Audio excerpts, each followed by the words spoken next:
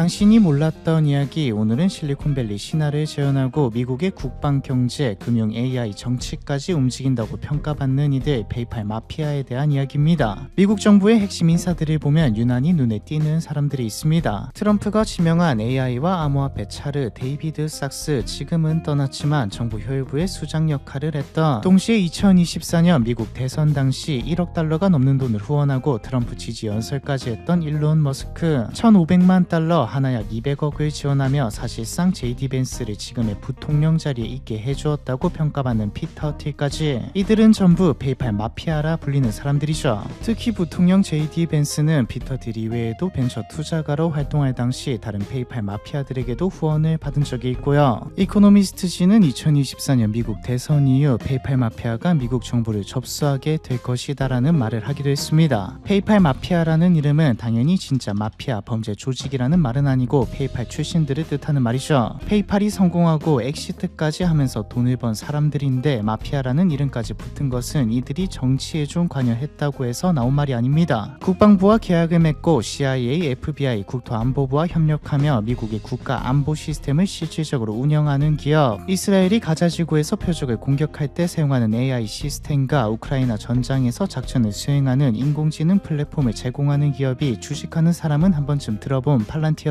팔란티어의 창업자도 피터 틸입니다. 사실 지금 미국에서 일론 머스크보다 더 주목받고 있는 게 피터 틸이기도 하고요. 팔란티어 뿐만이 아닙니다. 뒤에 더 자세히 이야기할 테지만 유명한 것들만 대충 말해봐도, 앞서 나온 일론 머스크는 말할 것도 없이 이미 유명하지만 스페이스X에다 오픈 AI 공동 창업자이자 테슬라 경영자이자 전 트위터 현 X거도 일론 머스크 거죠. 피터 틸은 앞서 나왔듯 팔란티어의 창업자이자 페이스북 최초 투자자이고 CTO였던 맥스 레브치는 캡처라고 다들 몇 번이나 해보셨을 글씨를 쓰거나 자전거를 고르세요 같은 로봇인지 아닌지 체크하는 테스트를 보편화시킨 사람이자 여러 기업을 창업하고 엑시트한 인물이죠. 페이팔 경영팀 VP였던 리드 호프먼은 링크드인을 창업했고 웹 디자이너였던 체드 헐리는 유튜브를 창업했습니다. 엔지니어였던 이시안 웡은 레딧의 CEO를 역임했고, 우리에게는 좀 덜 유명하지만 미국 음식점과 지역의 정보를 안내해주는 서비스 앱인 옐프도 페이팔 기술팀 VP였던 제러미 스토플먼이 창업한 서비스죠. 페이팔 출신들이 창업하거나 투자한 기업들의 시가총액을 모두 합치면 3조 달러가 넘는데 프랑스의 연간 GDP와 맞먹는 규모이고 한국 GDP의 2배 가까이 됩니다. 페이팔 마피아에 속한 사람들이 보유한 혹은 지분을 가지고 영향을 끼치고 있는 기업들을 다 합치면 미국의 국방, 경제, 금융, AI, 정치가 아니라 전 세계 모든 분야에 영향을 끼치고 있다고 봐야 하죠. 그럼 페이팔 마피아는 어떻게 시작되었는지, 왜 하필 페이팔 출신들이 이렇게 잘 나가고 있는지, 구체적으로 어떻게 영향을 끼치는지까지 한번 보죠. 1990년대 말 닷컴 버블로 한창 이야기가 많을 때, 실리콘밸리 자체가 허상이라는 말까지 나왔을 때 실리콘밸리의 두 개의 작은 스타트업이 문을 열었습니다. 하나는 피터 틸과 맥스 레브친이 창업한 컴피니티였고 다른 하나는 일론 머스크가 창업한 X닷컴이었죠. 레브친은 일리노이 대학교에서 컴퓨터 과학을 전공한 소위 천재라고 불리는 프로그래머였습니다. 피터 틸은 스탠퍼드 로스쿨을 졸업하고 로펌에서 일하다가 크레디트 스위스에서 파생 상품 거래를 했던 엘리트였죠. 레브친은 이전에 몇 번 스타트업에 실패했지만 또 한 번 해보자 해서 돈을 투자해줄 사람을 찾던 차에 만난 게 피터 틸이었습니다. 레브친의 아이디어는 지금 보면 스마트폰의 조상쯤 되는 기계인 PDA로 데이터를 저장하고 전송할 수 있는 암호화 소프트웨어를 만들자, 즉 금융으로 보면 PDA로 돈을 송금할 수 있도록 만들자였습니다. 반면 일론 머스크는 돈 송금은 송금이고 아예 온라인 은행을 만들자였죠. 두 회사 모두 온라인으로 금융을 혁신하겠다라는 점에서는 같았지만 최종 목적지는 조금 달랐던 겁니다. 컴피니티의 경우 멤버 채용이 좀 독특했는데 대부분이 피터 틸이 스탠퍼드에서 공동 창간한 학생신문 스탠퍼드 리뷰의 동료들과 레브친의 일리노이 대학 동문들이 주를 이루었죠. 즉 학연으로 엮인 꽤나 친한 사이들이었다는 말이죠. 컴피니티는 얼마 안가 서비스를 내놓았지만 대차게 망했습니다. 이대로는 안 되겠다 싶었던 방향이 이메일로 돈을 보내도록 만들자였죠. PDA라는 매개체의 차이였을 뿐 어쨌든 온라인으로 돈을 보내도록 하자였습니다. 그리고 이때 일론 머스크의 X닷컴도 이메일 송금 서비스로 시장에 뛰어들었죠. 토스가 처음에 무료 송금으로 히트를 쳤듯이 둘의 비전은 조금 달랐지만 송금이 가장 대중적이고 많은 사람을 끌어모을 수 있는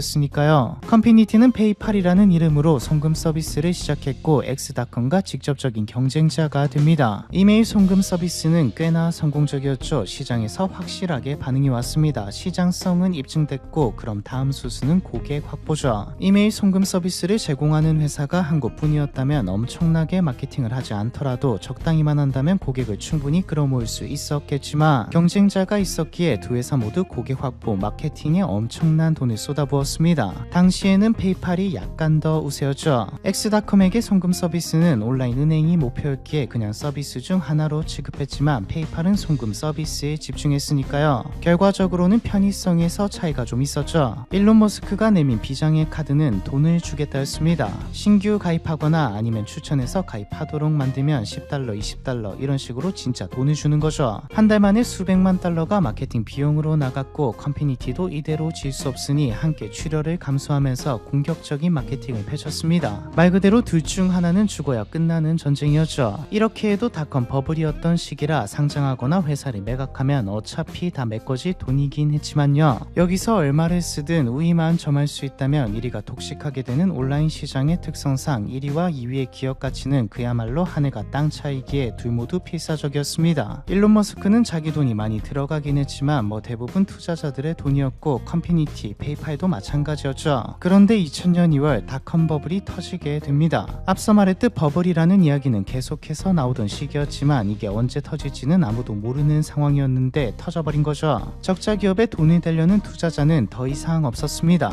지금이야 이때 투자했으면 떼돈 벌었겠다 하겠지만 당시 차트를 보면 내 시장 분위기가 지옥이었던 데다 연일 언론에서 온라인 사업은 허상이었다는 말이 나왔고 실제로 수익을 내는 기업들조차 추락하던 시기였기에 적자 기업은 설 자리가 없었죠. 커뮤니티와 엑스닷컴은 시장을 지배하려고 출혈 경쟁 중이었기에 당연히 적자였습니다. 결국 한 달 뒤인 2000년 3월 둘은 극적인 합의에 다다르게 되죠. 닷컴 버블 터져서 투자도 못 받고 이러다가는 두 회사 전부 길거리에 나앉을지도 모른다. 그냥 합치자. 양쪽 모두 원치 않는 결혼이었지만 정확히는 자신들이 이길 수 있다고 생각했지만 일단 살아야 하니까 살림을 합치기로 합니다. 합병된 직후 회사 이름은 엑스닷컴이었지만 제품의 브랜드는 페이팔로 가기로 했죠. 처음에는 엑스닷컴의 CEO였던 빌 해리스가 CEO를 맡았고 머스크는 회장, 피터 틸은 재무 담당 부사장, 맥스 레브치는 CTO를 맡았는데 이 구조는 얼마 안 가 깨져버립니다. 두 달 만에 빌 해리스가 사임하고 머스크가 CEO가 되었는데 애초에 원하지 않은 결혼이었다는 것에서 알 수 있듯 커뮤니티와 엑스닷컴, 피터 틸, 레브친과 일론 머스크는 사사건건 갈등을 겪었죠. 시스템을 무슨 기술 기반으로 할지부터 운영 비전까지 전부 달랐습니다. 결정적으로 머스크는 엑스닷컴의 원래 비전인 인터넷 금융 종합 기업으로 가야 한다고 생각했지만 커뮤니티 출신들은 페이팔 서비스에 집중해야 한다고 생각했죠. 회사는 하나가 되었지만 두 개의 파벌로 갈라졌고 매일매일이 전쟁이었습니다. 전쟁의 결말은 머스크의 패배였죠. 2000년 9월 일론 머스크가 신혼여행을 떠난 사이 커뮤니티 측의 주도로 이사회에서 머스크를 CEO 자리에서 해임시켜버렸거든요. 사유는 기술 스택 방향과 경영 방식에 대한 불만이었습니다. CEO 자리를 차지한 건 피터 틸이었죠. 애플에서 쫓겨났던 스티브 잡스가 떠오르는 일하네요. 다른 점은 애플은 잡스가 나가고 나서 추락했지만 페이팔은 반대였다는 겁니다. 피터 틸이 CEO가 된 뒤 엑스닷컴은 사라지고 회사 이름 자체가 페이팔이 되었고 내부 문제도 해결되었겠다. 두 회사가 합쳤으니 이제 대적할 만한 경쟁자도 없겠다. 송금 서비스의 시장성도 확인되었겠다. 페이팔은 날아오르기 시작합니다. 사실 경쟁자가 있긴 했지만 이미 지배력이 너무 컸죠. 1일 거래액이 수백만 달러를 넘어섰고 이베이 거래의 70%가 페이팔을 통해 거래될 정도로 페이팔은 미국 사람들의 일상적인 결제 수단이 되었습니다. 대적할 만한 경쟁자가 없으니 더 이상 출혈 경쟁도 할 필요가 없어졌습니다. 페이팔은 진짜 돈을 버는 흑자를 내는 기업이 되었고 2002년 2월 나스닥의 상장까지 성공하죠. 페이팔 지분을 가지고 있던 사람들, 커뮤니티와 엑스닷컴의 창업자들은 물론이고 초기부터 함께했던 직원들까지 순식간에 부자가 되었습니다. 현금 부자는 아니었지만 주식 가치로 따졌을 때는 부자였죠. 그런데 2007년 7월 페이팔의 미래를 결정하는 딜이 들어옵니다. 이베이가 페이팔을 사고 싶다고 제안해왔죠. 사실 이베이 입장에서는 페이팔이 별로 마음에 들지 않았습니다. 이베이에서 거래하는데 중간에 다른 회사가 껴서 수수료를 챙겨가는 게 마음에 안 들었죠. 실제로 비포인트라고 페이팔과 비슷한 사실상 똑같은 서비스를 내놓았는데 앞서 말했듯 업계의 특성상 이미 사람들은 다 페이팔에 익숙해져 있었기에 페이팔을 이길 수는 없었습니다. 그래서 이베이가 선택한 게 그냥 1등 기업을 사자였죠. 돈은 많았으니까요. 페이팔은 2002년 15억 달러에 팔리면서 커뮤니티와 엑스 XS닷컴의 창업자들부터 초기 직원들까지 현금을 손에 쥔 부자들이 되었습니다. 이베이에 인수된 이후 일론 머스크는 이미 쫓겨난 시점이었고 피터 틸부터 시작해 맥스 레브친 그리고 초기 직원들도 사실상 모두 페이팔을 떠났습니다. 이베이는 당시 이미 대기업이었기에 페이팔의 자유로운 분위기와 너무 거리가 멀었던 게 가장 크죠. 인수되기 전에는 그냥 이거 이렇게 하면 좋겠는데 그래 해보자 이런 식이었는데 인수된 후에는 코드 한 줄 바꾸려면 승인을 몇 개를 거쳐야 해서 일주일이 걸렸습니다. 2006년까지만 초기 직원 50명 중 38명이 회사를 떠났죠. 보통의 경우 엑시트에 성공한 구성원들은 인수된 회사에 남아서 근무하거나 이제 부자가 되었으니 뭐 어떻게 알아서 사는 게 대부분입니다. 다시 새로운 회사를 차리는 경우도 꽤 있지만 많지는 않죠. 특히 이렇게 크게 엑시트에 성공한 경우에는 더 그렇습니다. 일론 머스크의 경우 엑시트로 2.5억 달러를 받았는데 당시 환율로 따져도 약 3천억입니다. 23년 동안 물가가 많이 오른 걸 빼고 봐도 아니 10분의 1만 있어도 평생 먹고 놀아도 될 돈이죠. 피터 틸도 5천만 달러가 넘는 돈을, 맥스 레브친도 3천만 달러가 넘는 돈을 손에 넣었습니다. 다른 직원들도 이 정도까지는 아니었지만 일을 안 해도 될 정도의 금액을 받았죠. 그런데 페이팔의 멤버들은 보통의 행보와 다른 길을 걸었습니다. 페이팔 마피아라는 이름 자체는 2007년 포춘지가 13명의 페이팔 출신들을 모아서 마피아 영화를 패러디한 사진을 찍으면서 나온 이름입니다. 왜 하필 마피아냐? 한 회사에서 나온 그것도 엑시트에 성공해서 막대한 부를 거머쥔 이들이 안락한 삶을 뒤로하고 창업과 벤처 투자의 길을 걷는 것도 특이한 일이지만 이들은 다른 회사의 멤버와는 조금 다르게 각자 도생이 아니라 진짜 마피아처럼 패밀리처럼 서로의 회사에 투자하고 직원을 추천하고 각자 잘하는 분야를 알고 있기에 조언도 구하면서 영향력을 넓혀갔거든요. 먼저 피터 틸은 페이팔 마피아의 대부 보스급으로 여겨집니다. 페이팔 엑시트로 받은 돈으로 헤지펀드 클라리온 캐피탈을 설립하고 원래 잘하던 투자를 하다가 2003년 팔란티어라는 기업을 창업하죠. 팔란티어라는 이름은 반지의 제왕에 나오는 팔란티리에서 따왔는데 이름 그대로 넓고 멀리 감시하는, 우리로 치자면 천리안쯤 된다고 보면 됩니다. 감시라는 이름부터 좀 석연찮은데 하는 일도 대부분 숨겨져 있기에 수많은 음모론이 따라다니는 기업이죠. 팔란티어의 투자자도 CIA, FBI, 국방부 등 대부분 국가기관입니다. 거래처도 미국 정부 기관을 비롯해 미국 우방국의 기관들이고요. 9.11 직후 미국 정부는 방대한 양의 데이터를 수집하긴 했지만 전부 다 분석하기는 사람의 힘으로 거의 불가능했습니다. 분석하는 것보다 들어오는 정보가 많으니까요. 게다가 CIA, FBI, NSA가 각자 정보를 가지고 있지만 서로 공유도 제대로 안 되었죠. 초기에 팔란티어는 CIA의 자금을 받아 미국 정보기관 국방부와 계약을 맺고 주로 미국 국방과 첩보에 관련된 일을 했는데 당시는 주로 데이터를 통합하고 패턴을 찾아내 분석할 수 있는 수준으로 만드는 것이었죠. 팔란티어의 첫 번째 성공은 이라크와 아프가니스탄에서였습니다. 팔란티어가 만든 소프트웨어는 적들의 공격을 예측했고 적들의 움직임 그리고 표적의 위치까지 추적했다고 하죠. 이게 뭐 정확히 공개를 안 하니 그렇다고 합니다. 정확하게 공개된 건 팔란티어가 IED 급조 폭발물의 패턴을 예측해서 수많은 미군을 살렸다는 것이죠. 또 공식적으로 확인되지는 않았지만 오사마 빌라덴을 추적하는데도 팔란티어의 기술이 사용되었다는 소문이 있고요. 이 사이 피터 틸은 또 개인적으로 엄청난 성공을 거두었습니다. 페이팔에서 동료였던 페이팔 마피아 중 한 명인 리드 호프먼의 소개로 어린 창업자를 만나서 이 회사에 투자하고 지분을 10% 받게 되는데 소개로 만난 인물은 마크 저커버그, 지분 10%를 취득한 회사는 페이스북이었죠. 이 투자로 피터 틸은 페이스북의 이사회 멤버이자 저커버그의 멘토가 되었고요. 2005년에는 파운더스 펀드라는 벤처 펀드를 설립해서 스타트업들에 본격적으로 투자했습니다. 파운더스 펀드 설립은 피터 틸과 페이팔 출신인 루크 노세, 켄 하워리가 참여했죠. 나중에는 뒤에 나올 키스 라보이스도 합류했고요. 파운더스 펀드가 투자한 스타트업들을 보면 기가 막히죠. 페이스북, 스페이스X, 에어비앤비, 안두리, 딥마인드, 리플링, 팔란티어, 스포티파이, 스트라이프, 뉴럴링크, 피그마, 오픈AI, 오큘러스, 보링컴퍼니 뭐 엄청 많습니다. 홈페이지에 들어가면 포트폴리오가 있으니 한번 구경해보셔도 좋겠네요. 이 사이 팔란티어는 더 커졌고 2010년대에는 민간 기업들, 특히 대형 은행들이 팔란티어의 고객이 되었죠. 미국에서 군용 AI를 만들겠다고 2017년에 출범한 프로젝트 메이븐이라는 게 있는데 최근에 보니까 이게 실용화 단계까지 왔다고 합니다. 이것도 팔란티어가 시스템을 설계했죠. 다른 기업들도 많이 들어가 있지만 사실상 팔란티어의 작품입니다. 원래는 구글이 기술을 제공했는데 2018년에 구글 직원들부터 시작해 내부 인사들까지 이게 살상 무기로 사용될 가능성이 높다고 반대하면서 팔란티어가 인수받은 거죠. 거죠. 팔란티어가 구체적으로 뭘 하고 어떤 것들을 제공하는지는 공개하지 않지만 처음에 나왔듯 구체적이지 않을 뿐 어디에 영향을 끼치는지 정도는 굵직한 것들은 나옵니다. 러시아 우크라이나 전쟁에서도 팔란티어가 만든 프로그램이 사용되고 있고 2023년 10월 하마스의 공격 직후 팔란티어는 이스라엘 국방부와 파트너십을 맺고 이스라엘이 현재 상황을 해결하는 데 상당한 도움을 줄 것이라고 말이죠. 일론 머스크는 앞서 말했듯 채널에도 있기에 간단하게 엮인 것만 보면 스페이스X를 비롯해 보링 컴퍼니, 뉴럴링크 등 일론 머스크 사업들의 초기 투자자로도 엮여있고 스페이스X 창업 당시 나사 출신 엔지니어들조차 불가능하다며 고개를 저을 때 2008년 스페이스X는 물론 테슬라까지도 파산 직전까지 갔을 때 이 과정 속에서 위기의 순간마다 페이팔 출신들이 나타나 일론 머스크를 도왔죠. 돈이든 인맥이든 조언이든 말이죠. 채덜리, 스티브 첸, 자베드 카림 이 셋은 유튜브를 창업했습니다. 자베드 카림은 페이팔 출신이 아니지만 나머지 둘은 페이팔 출신이죠. 특히 채드 헐리는 유튜브 초대 CEO였고요. 그리고 유튜브의 초기 투자자가 페이팔의 CFO를 맡아 상장 및 매각을 이끌었던 롤로프 보타이기도 합니다. 유튜브는 창업 1년 8개월 만에 구글에 16억 달러에 팔렸죠. 페이팔의 부사장이자 피터 틸에게 페이스북을 소개해준 리드 호프먼은 2003년 링크드인을 창업했습니다. 비즈니스 인맥 네트워킹의 새로운 장을 연 SNS였죠. 링크드인은 나스닥에 상장까지 성공했고 나중에는 마이크로소프트에서 인수했습니다. 리드 호프먼은 피터 틸과 함께 페이스북의 첫 외부 투자자이기도 하죠. 다만 당신은 링크드인의 경쟁자라고 생각해서 소액만 투자했지만요. 링크드인을 매각한 뒤에는 페이팔 마피아 인맥을 바탕으로 오픈 AI 사회 이사를 지내고 피터 틸의 파운더스 펀드가 투자했던 딥마인드의 창업자 무스타파 슐레이만과 함께 인플렉션 AI라는 새로운 스타트업을 또 창업했습니다. 2023년에 40억 달러의 가치를 인정받으며 유니콘 반열에 들었고 아직 비상장 기업이죠. 인플렉션 AI에는 빌 게이츠를 비롯해 구글의 CEO를 지냈던 에릭 슈밋과 노벨 화학상 수상자이자 딥마인드의 창업자이자 CEO인 데미스 허사비스, 인텔 혁신 담당 이사 출신의 가수 윌.i.am도 있죠. 윌.i.am은 블랙 아이드 피스의 리더입니다. 페이팔 엔지니어였던 제레미 스토플먼과 러셀 시몬스는 옐프를 창업했죠. 여기에도 맥스 레브친과 피터 틸이 초기 투자자입니다. 옐프는 지역 비즈니스의 판도를 바꿨고 레스토랑, 미용실, 병원까지 모든 업체가 옐프 평점에 매달리게 만들었죠. 맥스 레브친은 2004년 슬라이드를 창업해서 구글에 1억 8천만 달러에 매각했고 옐프에서 이사회 의장, 에버노트에도 투자해서 이사회 의장을 맡았습니다. 핀테크 업체인 어펌 홀딩스를 창업해서 지금까지 CEO로서 운영하고 있기도 하고요. 처음에 나왔던 AI와 암호화폐 차르 데이비드 sak스는 연쇄 창업가라고도 불립니다. 2006년에는 가계도 사이트 제니닷컴을, 2008년에는 기업용 페이스북이라고도 불리는 소셜 네트워크 야머를 만들어서 마이크로소프트에 매각했고 크래프트 벤처스를 설립해서 슬랙, 우버, 스페이스X, 페이스북에 투자했죠. 키스 라보이스는 피터 틸의 헤지 펀드에서 일하다가 링크드인 부사장, 슬라이드 부사장을 거쳐 2014년에는 오픈도어라는 온라인 부동산 중개 기업을 차렸는데 여기에도 이름 꽤나 있는 사람들이 투자자로 들어와 있죠. 이외에도 페이팔 출신들이 만들고 성공한 기업은 수도 없이 많습니다. 기업이 아니더라도 다들 한 자리씩 하고 있죠. 사실 이제부터가 핵심인데 주제가 페이팔 마피아고 이 인물들에게 집중하긴 했지만 여기에서 봐야 할 건 이들이 페이팔 이후에 어떻게 망하지 않고 성공하고 있는지, 그리고 개인적인 성공을 넘어 어떻게 영향력을 끼칠 수 있는지죠. 그냥 페이팔 출신들이 어쩌다 보니 대부분 잘 되고 있는 거 아닌가라는 생각이 들 수도 있지만 이들이 잘 망하지 않는 것은 개인적인 능력도 물론 있겠지만 인맥 덕입니다. 투자, 창업 이 두 가지로 불을 증식시키고 있는데 투자도 창업도 전부 페이팔 당시 인맥들을 끼고 막대한 돈을 끼고 하고 있기 때문에 안 망하는 거죠.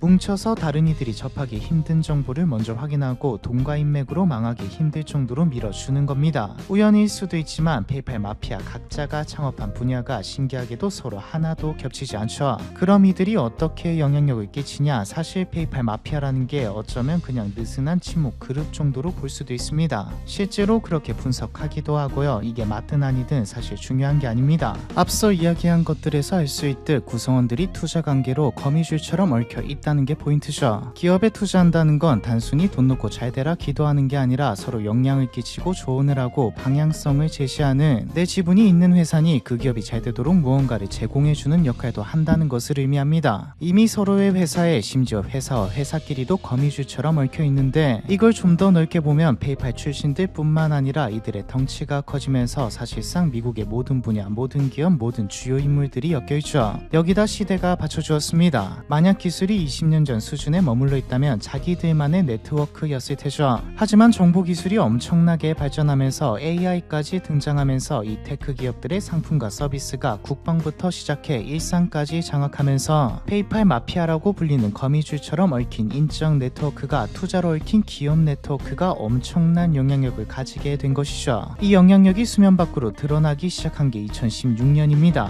피터 틸이 공화당 전당대회에서 트럼프 지지 연설을 했죠. 실리콘밸리는 99%가 민주당을 지지하는 곳이자 테크 기업들도 민주당 지지가 대부분입니다. 당연히 파장은 컸죠. 근데 뭐 틸은 다를 수도 있잖아라며 별로 신경 쓰지 않았고요. 트럼프가 승리하자 피터 틸은 공식 직함은 없었지만 정책자문과 인수위원회에서 사람들을 추천하는 역할을 맡았습니다. 특히 과학기술 관련 조직에 틸 쪽 사람들이 많이 배치됐죠. 페이팔 출신 켄 하워리가 스웨덴 대사로 피터 틸의 클라리온 캐피탈에서 CFO를 했던 마이클 크라치오스가 미국 최고 기술 책임자가 되었습니다. 진짜 영향력은 2024년 대선이었죠. 일론 머스크가 전면에 나서기까지 했던 대선이 트럼프의 승리로 끝나면서 이제는 숨기지도 않고 페이팔 마피아들이, 정확히는 이 인적 네트워크의 인물들이 정치권의 모습을 드러냈습니다. 페이팔 출신 켄 하워리는 그린란드 영유권 문제로 중요성이 커진 덴마크 미국 대사가 되었고, 데이비드 sak스는 AI 암호화폐 차르에, 일론 머스크는 정부 효율부에, 피터 틸이 미뤄졌던 피터 틸의 회사 미스리 캐피탈에서 일했던 JD 벤스는 부통령에, 피터 틸 재단의 전 CEO인 지모닐은 보건복지부 차관에, 제이콥 해버그는 미국 국무부의 경제성장, 에너지 및 환경 차관이 되었죠. 제이콥 해버그는 키스 라보이스의 남편입니다. 동성애자 커플이죠. 굵직한 것만 이 정도고 엮였다고 볼만한 뭐 옆집에 살았다 이런 것들 빼고 비즈니스적으로 연관이 있는 인물들은 다 말하기 힘들 정도로 많습니다. 사실 다 말할 필요도 없습니다. 한 명 한 명의 인물들보다는 네트워크가 워싱턴에 발을 집어 넣었다는 게 핵심이니까요. 팔란티어는 트럼프 당선 이후 국방부와 새로운 계약을 맺었고, 스페이스X는 미군의 통신 인프라가 되었죠. 피터 틸의 투자처 중 하나인 안드리도 미 육군과 계약을 맺었습니다. 미국 국방부 관계자는 인터뷰에서 전통적인 방산업체들 록히드 마틴, 보잉, 레이시온의 시대는 끝났습니다. 이제는 실리콘밸리 기업들이 미국 국방의 미래를 결정합니다라고 말하기도 했죠. 현재 미국은 기술과 정치, 실리콘밸리와 워싱턴이 하나로 합쳐지고 있다고 봐야 합니다. 그럼 피터 틸이 믿던 트럼프 시기가 끝나고 민주당에서 대통령이 나오면 페이팔 마피아 네트워크의 지배력이 약해지는 건가? 아니죠. 이제 이 기업들 없이 국방이든 뭐든 굴릴 수 없는 상황까지 와버렸기에 피터 틸의 입지가 일론 머스크의 입지가 약해져도 페이팔 마피아들의 입지가 네트워크와 기업들의 입지가 약해지지는 않죠. 그리고 말 그대로 네트워크라서 정치가 격변해도 상황 봐서 다른 인물이 협상가로 나서면 그만입니다. 당장 금방 나왔던 제이콥 해버그는 2020년에 민주당에 돈을 기부했던 민주당 지지자였고, 팔란티어의 CEO 알렉스 카프는 스스로를 진보적 전사, 사회주의자라고 말하죠.